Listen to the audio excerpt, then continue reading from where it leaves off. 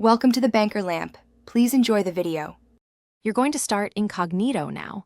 Open your browser app and close any tabs with unsaved work.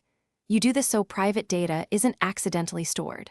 Once done, tap the menu icon, 3 dots or lines, then select New Incognito tab or Private Browsing. This creates a temporary session that won't save history, cookies, or form data. Make sure to note that downloads and bookmarks still remain on your device. They are not hidden by Incognito. You'll now use Incognito features safely. Sign into sites only when necessary, because once you close the tab, your session ends and automatic logins clear. If you need a search, use the address bar but avoid extensions or add-ons that can leak data back into regular browsing. Also, make sure to handle downloads and bookmarks deliberately. Downloads stay on the device and bookmarks persist across sessions. Finally, if you keep the Incognito tab open, site data remains active until you close it.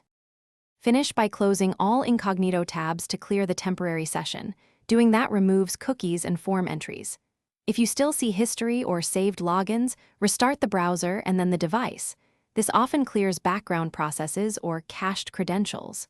If problems persist, check browser settings for synced accounts and app permissions that allow access to storage. One troubleshooting tip: sign out of any synced account, then clear the browser's cached data in settings before trying Incognito again. Thanks for watching. If this was helpful, leave a like and consider subscribing. See you next time.